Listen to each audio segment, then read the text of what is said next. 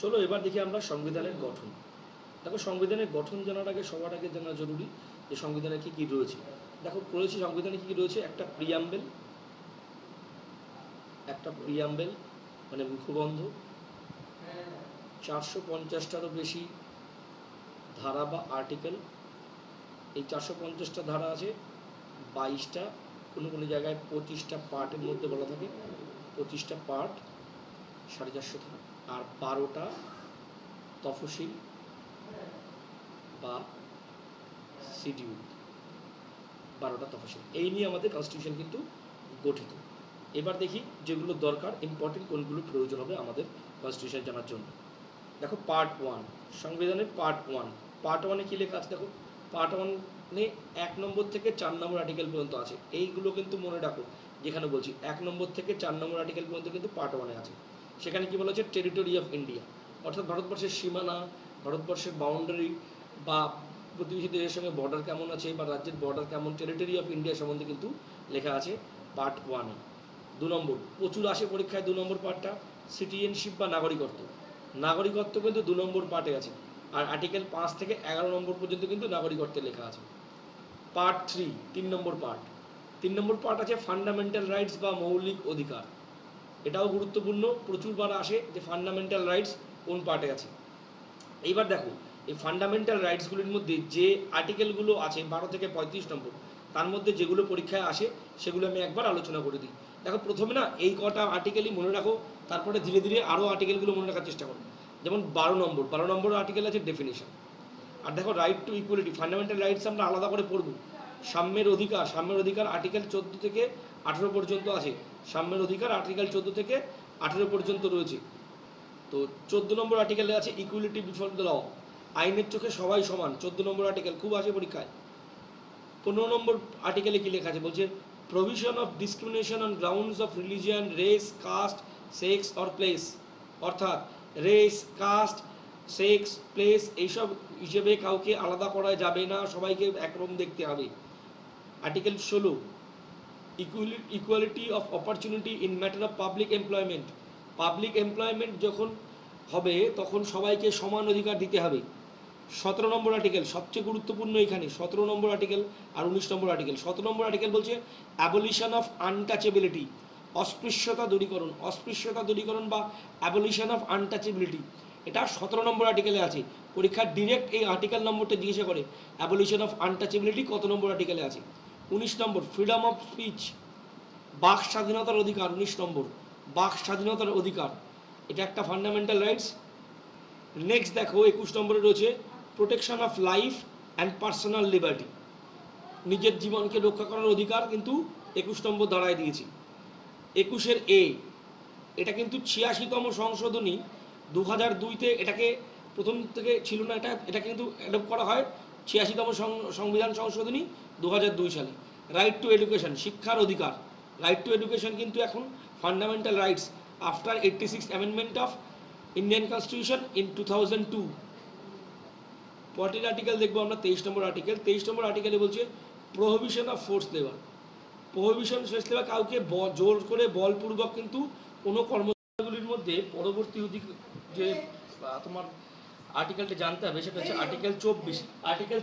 Article 24 বলছে কি, যে prohibition of child labour below age 14, মানে 14 বছর বয়সী কম শিশুদের, 14 বছর বয়সের কম শিশুদের কোনো কাজে লিপ্ত করা যাবে না। এটা কিন্তু 24 নম্বর আর্টিকেলে আছে, এটা পরীক্ষায় আসে। এবং তোমরা যারা ডেসক্রিপটিভ লিখছো বা লেখার চেষ্টা করছো, তাদের কাছে যদি কোনো দিন এই তথ্যটা শেয়ার করার প্রয়োজন পড়ে, তোমরা কিন্তু এই তথ্যটা শেয়ার করে দিতে পারো। কি যে ফোর্স লেবার, চাইল্ড লেবার বা আমাদের ইন্ডিয়ান কনটেক্সটে ফিমেল অথবা চাইল্ডের ওয়েলফেয়ার নিয়ে কী হচ্ছে, তাই জন্যে এই ডেটাটা তোমরা কিন্তু দিতে পারো চাইলে, যে prohibition of child labour below age 14, সেটা 24 নম্বর আর্টিকেলে আছে। পরের গুরুত্বপূর্ণ আর্টিকেল হচ্ছে আর্টিকেল 28 বলছে freedom to attend religious function or workshop in educational institution. Educational ইনস্টিটিউশনগুলোতে যে কোনো রিলিজিয়াস ফাংশন বা ওয়ার্কশপ অ্যাটেন্ড করা যাবে, সেটা কিন্তু আমাদের ফান্ডামেন্টাল রাইটসের আর্টিকেল 28 কিন্তু লেখা রয়েছে। পরবর্তী চাকরির পরীক্ষার আসা একটা গুরুত্বপূর্ণ প্রশ্ন আর্টিকেল 32। আর্টিকেল 32 এটা বহুবার বহু চাকরির পরীক্ষায় এসছে।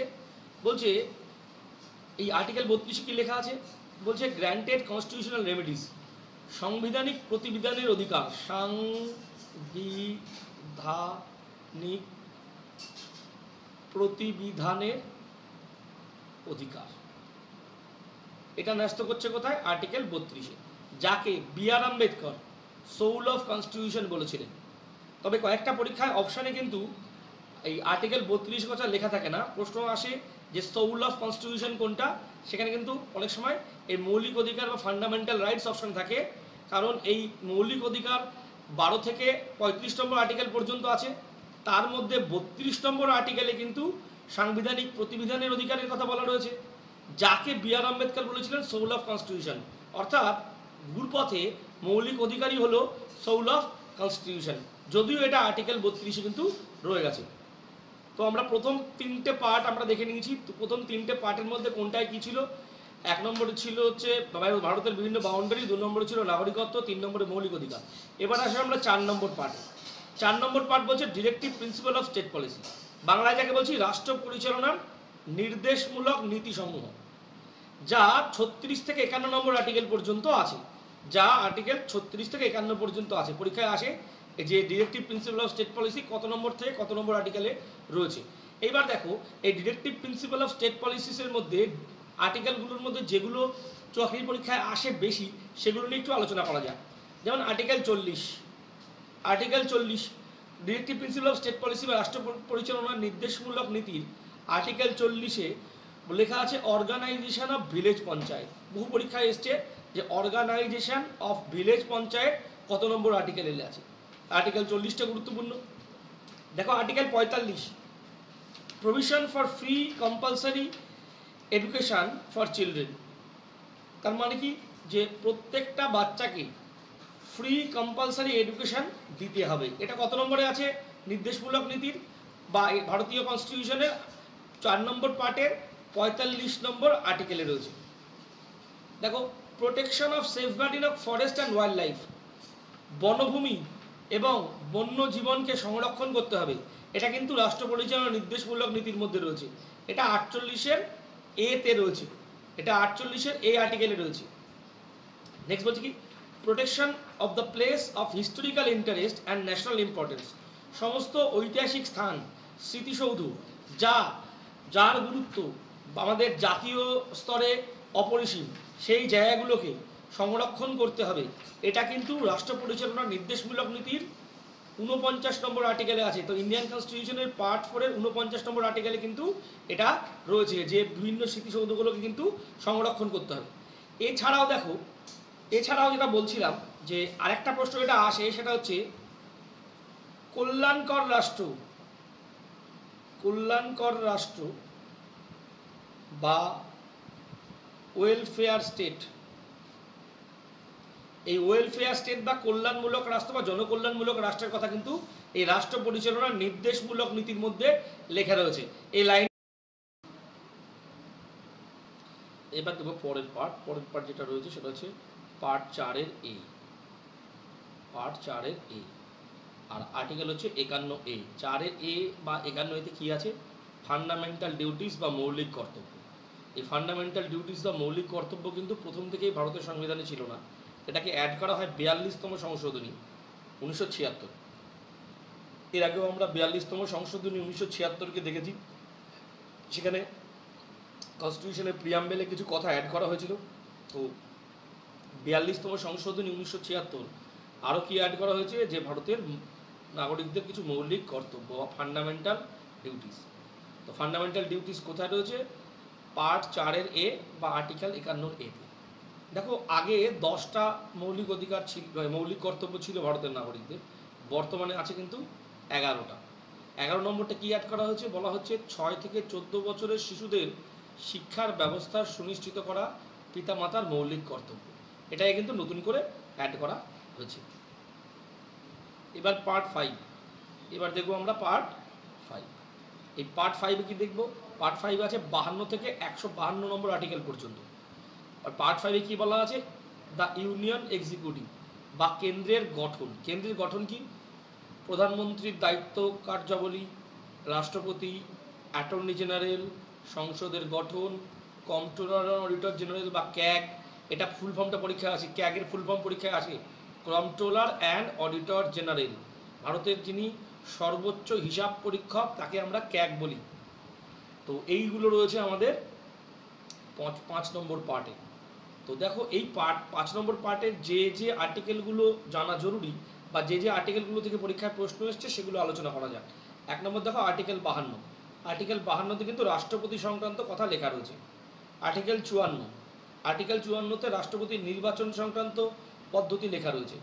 আর্টিকেল 57 বলা হচ্ছে রাষ্ট্রপতি পদে নির্বাচিত হওয়ার জন্য বয়সের কোনো ঊর্ধ্বসীমা নেই। আর্টিকেল 61, যতগুলো রয়েছে এইখানে সবচেয়ে গুরুত্বপূর্ণ হচ্ছে আর্টিকেল 61। আর্টিকেল 61 হচ্ছে ইমপিচমেন্ট অফ প্রেসিডেন্ট, অর্থাৎ রাষ্ট্রপতির অপসারণ। এটা অনেকবার পরীক্ষায় এসছে। এই ইমপিচমেন্ট অফ প্রেসিডেন্ট কিন্তু আর্টিকেল 61-এ রয়েছে।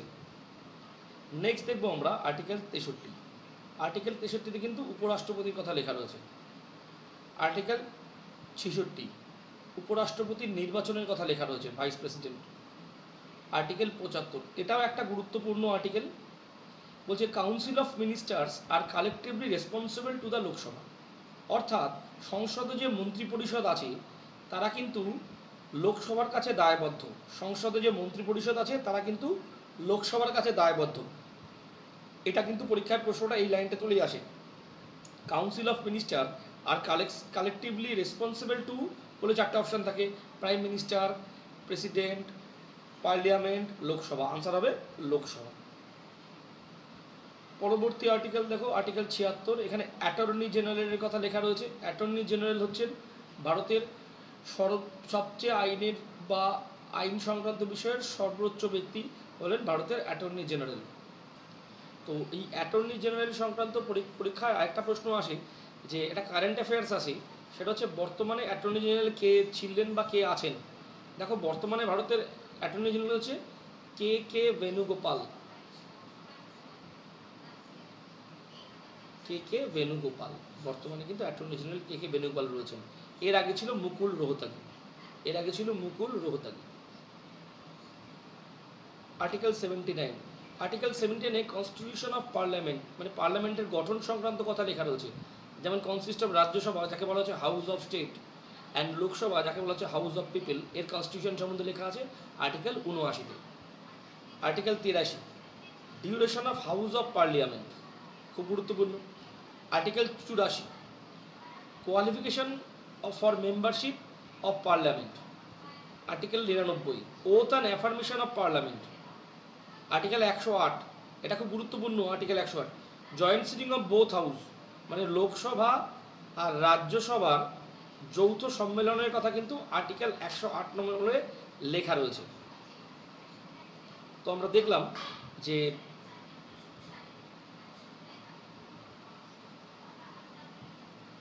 পার্ট 5 যাতে কেন্দ্রের গঠন সংক্রান্ত বিষয় ছিল সেটা কত ছিল? আর্টিকেল 52 থেকে।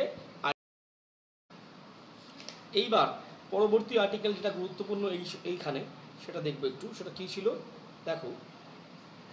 আর্টিকেল 110। আর্টিকেল 110 বলছে ডেফিনিশন অফ মানি বিল বা অর্থ বিলের সংজ্ঞা। অর্থ বিলের সংজ্ঞা, এই অর্থ বিল সংক্রান্ত আর দুটো পরীক্ষার প্রশ্ন আসে যেটা একটুখানি আলোচনা করে দেওয়া যাক এখানে। সেটা কি প্রশ্ন আসে যে অর্থ বিল, এই অর্থ বিলের উপরে কিন্তু লোকসভার একচ্ছত্র ক্ষমতা রয়েছে। এই অর্থ বিলের উপরে কিন্তু লোকসভার একচ্ছত্র ক্ষমতা রয়েছে। এই প্রশ্নটা পরীক্ষায় আসে। দেখো 112 নম্বর আর্টিকেল বলছে অ্যানুয়াল ফিনান্সিয়াল সেগমেন্ট মানে বাজেট। তো কেন্দ্রের বাজেট সংক্রান্ত সমস্ত ধারণা কিন্তু আর্টিকেল 112 থেকে আমরা পেতে পারি। তো বাজেট সংক্রান্ত ধারণা আমরা আর্টিকেল 112 থেকে পেতে পারি। 124 আর্টিকেল 124 এটা কিন্তু বেশ কয়েকবার পরীক্ষায় এসেছে। 124 নম্বর আর্টিকেল, সেটা কি সুপ্রিম কোর্টের কথা বলা হয়েছে 124 নম্বর আর্টিকেলে। কিছুক্ষণ আগে আমরা ক্যাগ সম্বন্ধে পড়লাম, ক্যাগের সম্বন্ধে লেখা রয়েছে কিন্তু আর্টিকেল 148-এ। আর ক্যাগের বিভিন্ন কর্তব্য বা ডিউটিসগুলো নিয়ে লেখা রয়েছে আর্টিকেল 149-এ। এই ছিল আমাদের পার্ট 5 বা ইউনিয়ন এক্সিকিউটিভদের গঠন, যেটা আর্টিকেল 52 থেকে আর্টিকেল 151 পর্যন্ত রয়েছে। এবার দেখবো আমরা 6 নম্বর পার্ট। এবার দেখছি আমরা পার্ট 6 বা 6 নম্বর পার্ট। 6 নম্বর পার্ট দেখো 152 থেকে 237 পর্যন্ত রয়েছে। আর্টিকেল 152 থেকে 237 পর্যন্ত কিন্তু 6 নম্বর পার্ট রয়েছে। এই 6 নম্বর পার্টে বলছে গভর্নমেন্ট অ্যাট স্টেট লেভেল, অর্থাৎ রাজ্যের গঠন। রাজ্যের গঠনের মধ্যে কী কী পড়ছে দেখো, মুখ্যমন্ত্রীর দায়িত্ব ও কার্যাবলী, রাজ্যপাল, রাজ্য আইনসভা, হাইকোর্ট ও অ্যাডভোকেট জেনারেল। প্রসঙ্গত এখানে দুটো টার্ম নিয়ে একটু আলোচনা করে দেওয়া যায়। আগে দেখেছিলাম আমরা অ্যাটর্নি জেনারেল। অ্যাটর্নি জেনারেল কে ছিলেন? অ্যাটর্নি জেনারেল ছিলেন কেন্দ্রের আইনের সর্বোচ্চ কর্মচারী। আর অ্যাডভোকেট জেনারেল কে থাকবেন? রাজ্যের আইনের সর্বোচ্চ কর্মচারী। অর্থাৎ রাজ্য সংক্রান্ত কোনো বিবাদ যদি ঘটে তাহলে রাজ্যের অ্যাডভোকেট জেনারেল কিন্তু সেই কেসটা লড়বেন রাজ্যের হয়ে। তেমনভাবে ইন্টারন্যাশনাল কোর্ট অফ জাস্টিসে যদি কোনো মামলা চলে তো ভারতের হয়ে যিনি আদালতে রিপ্রেজেন্ট করবেন তিনি হলেন অ্যাটর্নি জেনারেল। এই অ্যাটর্নি জেনারেল সম্বন্ধে আরেকটা কথা তোমাদের জানতে হবে, সেটা কি? সেটা হলো যখন যৌথ অধিবেশন চলে, যখন লোকসভা ও রাজ্যসভার যৌথ অধিবেশন চলে, তখন এই দুই সভার সদস্য বাদে আর রাষ্ট্রপতি বাদে একমাত্র এই সভার বাইরের অ্যাটর্নি জেনারেলই কিন্তু এই সভায় উপস্থিত থাকতে পারেন। এই প্রশ্নটা কিন্তু চাকরি পরীক্ষায় বেশবার কয়েকবার এসে গেছে, এইটা একটু খেয়াল রেখো, এটা তোমাদের মনে রাখতে হবে যে যৌথ অধিবেশনে কিন্তু বাইরের থেকে কিন্তু একমাত্র অ্যাটর্নি জেনারেলই থাকতে পারবেন। তো রাজ্যের গঠনে চলে আসি। রাজ্যের গঠনেরগুলোর মধ্যে যেগুলো দরকার হবে তোমাদের সেটা হচ্ছে 165 নম্বর আর্টিকেল। এই 165 নম্বর আর্টিকেলে বলছি every state shall have an advocate general to advise the government on legal matters. তো দেখো লিগাল ম্যাটার্সের জন্য একজন করে অ্যাডভোকেট জেনারেল চাই প্রত্যেক রাজ্যে, এটা কিন্তু 165 নম্বর আর্টিকেলে রয়েছে। আর 169 নম্বর আর্টিকেলে কী রয়েছে দেখো, বলছে creation and abolition of legislative assembly বা বিধানসভা, বিধানসভা তৈরি অথবা ভাঙন, এটা সম্বন্ধে লেখা আছে কিন্তু 169 নম্বর আর্টিকেলে। পরবর্তী চলে আসছি আমরা দেখো 7 নম্বর পার্টে। পরবর্তী 7 নম্বর পার্টে চলে এসেছি আমরা। 7 নম্বর পার্টে দেখো 238 নম্বর আর্টিকেলটা 7 নম্বর পার্টে রয়েছে। এখানে বলছে deals with state was repealed in 1956। 1956-এ বাতিল করা রাজ্যগুলো সংক্রান্ত তথ্য কিন্তু এর মধ্যে রয়েছে। দেখো পয়েন্টটা দেখো, পার্ট 8। পার্ট 8 239 থেকে 242 পর্যন্ত রয়েছে। 239 থেকে 242 পর্যন্ত রয়েছে। এটা বিভিন্ন কেন্দ্রশাসিত অঞ্চলগুলো সম্বন্ধে তথ্য কিন্তু আমরা এই পার্ট 8-এ কিন্তু পেয়ে যাব। কেন্দ্রশাসিত অঞ্চলগুলো আর্টিকেল 239 থেকে 242 পর্যন্ত রয়েছে। পরবর্তী দেখবো আমরা পার্ট 9। পার্ট 9 দেখো কি বলছে, দেখো পার্ট 9 বলছে 243 থেকে 243 ZG পর্যন্ত আসা হবে। বলছে পঞ্চায়েতের কথা লেখা রয়েছে। দেখো পঞ্চায়েতের ব্যবস্থা 243 থেকে 243 ZG আর্টিকেল পর্যন্ত রয়েছে। দেখো এটাকে অ্যাড করা হয়েছিল 73তম, এটাকে অ্যাড করা হয়েছিল 73তম সংশোধনী বা 73rd অ্যামেন্ডমেন্ট 1992, যার মাধ্যমে একাদশ তফসিলে সংবিধানের অন্তর্ভুক্ত হয়। এটা আমরা তফসিলগুলো এরপরে দেখছি। আমাদের মোট 12টা তফসিল আছে। এই 12টা তফসিলের মধ্যে 11 নম্বর তফসিলে কিন্তু পঞ্চায়েতের কথা বলা রয়েছে। সেটা কোথায় রয়েছে? সংবিধানের পার্ট 9 243 থেকে 243 ZG আর্টিকেল পর্যন্ত। পরবর্তীতে দেখবো আমরা যেটা আর্টিকেল 9A। আর্টিকেল 9A 200 দেখো 9A 243P থেকে 243 ZG পর্যন্ত রয়েছে। সেমভাবে দেখো মিউনিসিপ্যালিটির ঘটনা যেটা বলছি, পৌরসভাগুলোকে 73তম সংশোধনী 1992 এর মাধ্যমে দ্বাদশ তফসিল বা 12 শিডিউলে কিন্তু অ্যাড করা হয়েছিল একে। তো এই তথ্যগুলো তোমরা জানো, যেমন পঞ্চায়েত একাদশ তফসিলে 11 শিডিউলে আছে, মিউনিসিপ্যালিটি 12 শিডিউলে আছে এবং পার্টে কত 9A-তে আছে। পরবর্তী দেখবো আমরা আর্টিকেল 10। আর্টিকেল 10 দেখি। আর্টিকেল 10-এ কী বলছে দেখো, আর্টিকেল 10 বলছে deals with schedule and tribe areas, অর্থাৎ তফসিলি জাতি ও তফসিলি উপজাতি এরিয়াগুলো নিয়ে যে বিশেষ সুবিধা বা বিশেষ কর্মকাণ্ড সেটা কিন্তু সংবিধানের 10 নম্বর পার্টে রয়েছে। এটা কত নম্বর থেকে দেখো 244 থেকে 244A আর্টিকেলের মধ্যে কিন্তু এগুলো লেখা রয়েছে। 14টা বিশেষ এলাকা কিন্তু এর অন্তর্ভুক্ত। পরবর্তী দেখবো আমরা পার্ট 11। পার্ট 11 কি বলছে? Relation between union and state. Part 11 বলছে কেন্দ্র ও রাজ্যের মধ্যে সম্পর্ক, সেটা আইনগত হতে পারে, শাসনতান্ত্রিকও হতে পারে। দেখো আর্টিকেল 245 থেকে 255 এবং 256 থেকে 263, এই কটা আর্টিকেল কিন্তু এর মধ্যে রয়েছে। তাহলে পার্ট 11তে কী রয়েছে? কেন্দ্র রাজ্য সম্পর্ক। এবার চলে আসবো পার্ট 12তে।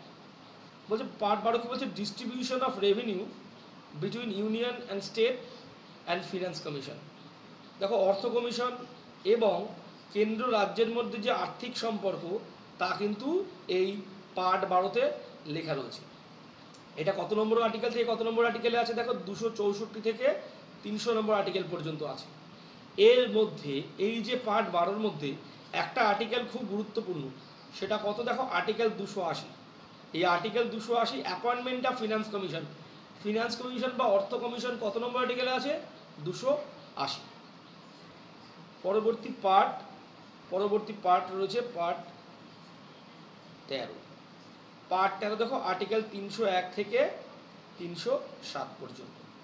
বলছে কি? Trade and commerce in Indian territory. তো ভারতীয় ভূখণ্ডের সমস্ত ব্যবসা বাণিজ্য সংক্রান্ত যে সাংবিধানিক বিষয় সেটা কিন্তু আমাদের আর্টিকেল 13-তে রয়েছে, পার্ট 13-তে রয়েছে, আর্টিকেল 301 থেকে 307 পর্যন্ত। এবার দেখবো আর্টিকেল 14। পার্ট 14 দেখবো। পার্ট 14 কি রয়েছে? আর্টিকেল 308 থেকে 323 পর্যন্ত। কি বলছে? ডিলস উইথ ইউপিএসসি, পিএসসি, মানে কেন্দ্রীয় রাষ্ট্রকৃত্তক কমিশন, রাজ্যের রাষ্ট্রকৃত্তক কমিশন, সমস্ত পিএসসি ইউপিএসসি নিয়ে ডিলিংস কোথায় আছে? আমাদের 14 নম্বর পার্টে। পরবর্তী পার্ট দেখবো আমরা পার্ট 14A বলছে অ্যাডমিনিস্ট্রেটিভ ট্রাইব্যুনাল। এই অ্যাডমিনিস্ট্রেটিভ ট্রাইব্যুনাল দেখো এটি 323A থেকে 323B পর্যন্ত রয়েছে। আর এই যে অ্যাডমিনিস্ট্রেটিভ ট্রাইব্যুনাল যেগুলো অ্যাড করা হয়েছে, এটা 42তম সংবিধান সংশোধনী 1976। এই যে 42তম সংশোধনী 1976, এটার গুরুত্ব অপরিসীম। বহু অ্যামেন্ডমেন্ট এই অ্যাক্টের মাধ্যমে বা অ্যামেন্ডমেন্ট অ্যাক্টের মাধ্যমে কিন্তু করা হয়েছে ইন্ডিয়ান কনস্টিটিউশনে। এই 42তম সংশোধনীর মাধ্যমেই ক্যাট ও স্যাট এর মধ্যে যুক্ত করা হয়। সেন্ট্রাল অ্যাডমিনিস্ট্রেটিভ ট্রাইব্যুনাল এবং স্টেট অ্যাডমিনিস্ট্রেটিভ ট্রাইব্যুনাল কিন্তু যুক্ত করা হয়েছিল। এই অ্যাডমিনিস্ট্রেটিভ ট্রাইব্যুনালগুলো কিন্তু পার্ট 14A-তে রয়ে গেছে। পার্ট 15তে কিন্তু ইলেকশন কমিশন সম্বন্ধে লেখা রয়েছে। পার্ট 15তে ইলেকশন কমিশন সম্বন্ধে লেখা রয়েছে। 324 থেকে 329 নম্বর আর্টিকেল, নির্বাচন কমিশন ও নির্বাচন কমিশন সংক্রান্ত। এখানে সবচেয়ে গুরুত্বপূর্ণ আর্টিকেল 324 ইলেকশন কমিশন, সবচেয়ে গুরুত্বপূর্ণ আর্টিকেল 324 ইলেকশন কমিশন। পরবর্তী পার্ট আমাদের পার্ট 16। পার্ট 16 330 নম্বর আর্টিকেল থেকে 342 নম্বর আর্টিকেল পর্যন্ত রয়েছে। বলছে special provisions for certain class, যেমন SC, ST, অ্যাংলো ইন্ডিয়ান্স। অর্থাৎ কি? অর্থাৎ দেখো ST, STCর জন্য বিশেষ সুবিধা ও অ্যাংলো ইন্ডিয়ানদের প্রতিনিধিত্বের কথা বলা রয়েছে কিন্তু পার্ট 16-তে, যেটা আর্টিকেল 330 থেকে 342 পর্যন্ত রয়ে গেছে। পরবর্তীতে দেখি আমরা, পরবর্তী রয়েছে পার্ট 17। পার্ট 17-তে কী রয়েছে? পার্ট 17-তে রয়েছে বিভিন্ন অফিসিয়াল ল্যাঙ্গুয়েজগুলির কথা। দেখি অফিসিয়াল ল্যাঙ্গুয়েজগুলি। দেখো বর্তমানে ভারতে স্বীকৃত অফিসিয়াল ল্যাঙ্গুয়েজ হচ্ছে 22টি অফিসিয়াল ল্যাঙ্গুয়েজ রয়েছে। সরকারি ভাষা সম্বন্ধে লেখা রয়েছে আমাদের পার্ট 17-তে, আর্টিকেল 343 থেকে 351 পর্যন্ত সরকারি ভাষা বা অফিসিয়াল ল্যাঙ্গুয়েজ। দেখো এখানে একটা গুরুত্বপূর্ণ জিনিস মনে রাখো, যেটা হলো 2003 সালে 92তম অ্যামেন্ডমেন্টে সাঁওতালি, বোরো, মৈথিলি, ডোগরি এই ভাষাগুলোকে কিন্তু সংবিধানের স্বীকৃত ভাষার আওতায় আনা হয়। এর মধ্যে সাঁওতালি ভাষা নিয়ে একটা প্রশ্ন আসে। সাঁওতালি ভাষা এর যে হরফ বা স্ক্রিপ্ট সেটা কিন্তু অলচিকি হরফ বা স্ক্রিপ্ট, এটা নিয়ে কিন্তু রাজ্য সরকারের পরীক্ষায় প্রশ্ন বেশ কয়েকবার এসছে। এবার আরেকটা গুরুত্বপূর্ণ পার্ট, সেটা হচ্ছে পার্ট 18। এটা বেশ গুরুত্বপূর্ণ। এখানে সমস্ত জরুরি অবস্থা বা ইমার্জেন্সি প্রভিশনসের কথা লেখা আছে। তো দেখো ইমার্জেন্সি প্রভিশনস 352 থেকে 360 নম্বর আর্টিকেল পর্যন্ত আসে। বেশ কয়েকবার পরীক্ষায় কিন্তু এই ইমার্জেন্সি প্রভিশনসগুলো নিয়ে প্রশ্ন এসছে। যেমন কি 3 রকম ইমার্জেন্সি আছে আমাদের দেশে। এক নম্বর হচ্ছে 352তে লেখে প্রোক্লামেশন অফ ইমার্জেন্সি বা ন্যাশনাল ইমার্জেন্সি। 2 নম্বর হচ্ছে 356 স্টেট ইমার্জেন্সি, যাকে বলা হয় রাজ্যগুলোতে প্রেসিডেন্সিয়াল রুল বা রাজ্যগুলোতে রাষ্ট্রপতি শাসন জারি করা, সেটা আর্টিকেল 356-এর মধ্যে পড়ে। 360 ফিনান্সিয়াল ইমার্জেন্সি, যাকে বলা হয় অর্থনৈতিক জরুরি অবস্থা। প্রসঙ্গত এই ইমার্জেন্সিগুলো নিয়ে যে প্রশ্নগুলো আসে সেগুলো এবার একটু আলোচনা করে নেওয়া যাক। স্বাধীনতার পর থেকে ভারতের ইতিহাসে, স্বাধীনতার পর থেকে দেখো যে ভারতের ইতিহাসে এখনো পর্যন্ত ইমার্জেন্সি ডিক্লেয়ার করা হয়েছে 3 বার। হ্যাঁ, আর্টিকেল 352 অনুযায়ী যে ইমার্জেন্সি তা ডিক্লেয়ার করা যায় 3 বার। প্রথমবার কবে? 26শে অক্টোবর 1962 থেকে 10ই জানুয়ারি 1968 পর্যন্ত, ইন্ডো চিনি যুদ্ধের সময় বা ইন্ডো চাইনিজ ওয়ারের সময়। দ্বিতীয়বার 3 ডিসেম্বর 1971 থেকে 21শে মার্চ 1972 ভারত পাকিস্তান যুদ্ধের সময়। তৃতীয়বার 25শে জুন 1975 থেকে 21শে মার্চ 1977 পর্যন্ত। এই সময় দেখো যে ভারতবর্ষের রাজনৈতিক পরিবেশের যে আনস্টেবিলিটি, যে ইন্দিরা গান্ধীর প্রধানমন্ত্রিত্ব নিয়ে যে আনস্টেবিলিটি ছিল, সেই সময়কার আনস্টেবিলিটি দূর করার জন্য কিন্তু এই 352 নম্বর আর্টিকেলকে প্রয়োগ করা হয়েছিল এই 1975 থেকে তৃতীয়বারের জন্য 1977 পর্যন্ত। এবার দেখবো আমরা স্টেট ইমার্জেন্সিগুলো। স্টেট ইমার্জেন্সি আর্টিকেল 356-এর মধ্যে পড়ে, অর্থাৎ রাজ্যগুলোতে প্রেসিডেন্সিয়াল রুল বা রাষ্ট্রপতি শাসন জারি বলে। তো দেখো এখান থেকে যে প্রশ্নগুলো আসে, এখনো পর্যন্ত পাঞ্জাবে সবচেয়ে বেশি দিন ধরে কিন্তু রাষ্ট্রপতি শাসন জারি ছিল। পাঞ্জাবে মোট 8 বার রাষ্ট্রপতি শাসন বা 356 অ্যাপ্লাই করা হয়েছে। সবচেয়ে বেশি দিন ছিল 11ই মে 1987 থেকে 25শে ফেব্রুয়ারি 1992 পর্যন্ত, 4 বছর 259 দিন। 4 বছর 259 দিন সবচেয়ে বেশি দিন কিন্তু পাঞ্জাবে জরুরি অবস্থা কিন্তু জারি ছিল, 356 জারি ছিল। পশ্চিমবঙ্গে এখনো পর্যন্ত 4 বার জরুরি অবস্থা জারি করা হয়েছে, 356 অ্যাপ্লাই করা হয়েছে। শেষবারের মতো হয়েছিল 1972 সালে।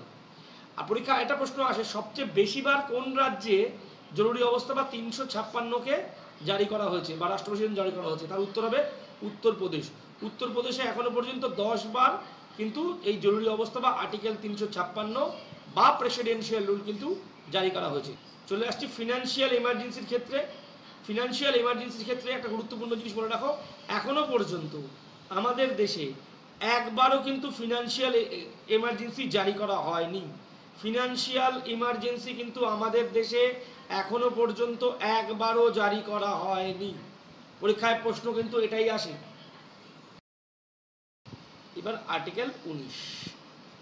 আর্টিকেল 19 361 থেকে 367 পর্যন্ত রয়েছে। আর্টিকেল 19 কি বলছে দেখো, আর্টিকেল 19 বলছে রাষ্ট্রপতি ও রাজ্যপালদের জন্য বিশেষ সুযোগ সুবিধার কথা কিন্তু আর্টিকেল 19-এ লেখা রয়েছে। তুমি চাইলে এই রাষ্ট্রপতি বা রাজ্যপালদের উপরে কোনো ক্রিমিনাল প্রসিডিং কিন্তু চালানো যাবে না। এই কথাগুলো কিন্তু আর্টিকেল 19-এ লেখা রয়েছে, 361 থেকে 367 নম্বর আর্টিকেল। Part 20 article 368। বহুবার পরীক্ষায় প্রশ্ন এসছে এই আর্টিকেল 368 কিসের সঙ্গে জড়িত। এটা দেখো কনস্টিটিউশনাল অ্যামেন্ডমেন্টস বা সংবিধান সংশোধন। কনস্টিটিউশনাল অ্যামেন্ডমেন্টস বা সংবিধান সংশোধন, এই নিয়ে কিন্তু আর্টিকেল 20-তে, এই পার্ট 20-তে লেখা রয়েছে, যেটা 368 নম্বর আর্টিকেলের অন্তর্গত। এই প্রশ্নটা পরীক্ষায় আসে, এটা এই আর্টিকেলটা তোমরা ভালো করে মনে রাখো। পরবর্তী পার্ট দেখো, পার্ট 21। পার্ট 21 369 থেকে 392 পর্যন্ত। দেখো এখানে কিছু রাজ্যকে বিশেষ সুবিধার কথা বলা হয়েছে, কিছু রাজ্যের বিশেষ সুবিধার কথা বলা হয়েছে। যেমন পরীক্ষায় আসে কোনটা, যে জম্মু কাশ্মীরের বিশেষ সুবিধা কোন পার্টের মধ্যে পড়ে? 370। তো আর্টিকেল 370 কি নিয়ে লেখা ছিল? জম্মু অ্যান্ড কাশ্মীরের বিশেষ সুবিধা নিয়ে লেখা ছিল। প্রসঙ্গত দেখো 6 আগস্ট 2019 এই জম্মু কাশ্মীর থেকে কিন্তু আর্টিকেল 370 নম্বর ধারাকে কিন্তু তুলে দেওয়া হয়েছে বা অ্যাবলিশ করে দেওয়া হয়েছে। এটা এখন রিসেন্ট কারেন্ট অ্যাফেয়ার্সের প্রশ্ন, যে কবে জম্মু কাশ্মীর থেকে আর্টিকেল 370-কে অ্যাবলিশ করা হয়েছে? 6 আগস্ট 2019। এছাড়া পরবর্তী দেখো 22 নম্বর পার্টে কি, 22 নম্বর পার্টে কি লেখা আছে দেখো, 22 নম্বর পার্টে লেখা আছে short title commencement repeal of the constitution. অর্থাৎ কি জাতীয় পতাকা, জাতীয় সঙ্গীত, জাতীয় প্রতীক এগুলো নিয়ে কিন্তু 22 নম্বর পার্টে লেখা রয়েছে। তো 22 নম্বর পার্ট রয়েছে 393 থেকে 395 নম্বর আর্টিকেল পর্যন্ত। এই ছিল আমাদের ইন্ডিয়ান কনস্টিটিউশন বা ভারতীয় সংবিধানের বিভিন্ন পার্ট ও গুরুত্বপূর্ণ আর্টিকেল। যে আর্টিকেলগুলোর কথা আলোচনা করলাম সেগুলো এই নিচু তলার পরীক্ষাগুলোতে, যেমন মনে করো পুলিশ, রেল, ICDS, হ্যাঁ, এই ধরনের পরীক্ষাগুলোতে, বা টেট, এই ধরনের পরীক্ষাগুলোতে কিন্তু এগুলো বেশি আসে। BCS বা অন্যান্য পরীক্ষার জন্য পড়তে গেলে এর সঙ্গে কিন্তু আরও অনেকগুলো আর্টিকেল কিন্তু তোমাদের পড়তে হবেই। তবে আমার যেটা বক্তব্য সেটা হচ্ছে প্রথমে তোমরা কটা পড়ে নাও, পার্টগুলো মুখস্থ করে নাও, যে আর্টিকেলগুলো বললাম সেগুলোকে লিখে নাও খাতায়, তাহলে দেখবে সংবিধানটাকে অনেক সোজা বলে মনে হবে তোমাদের।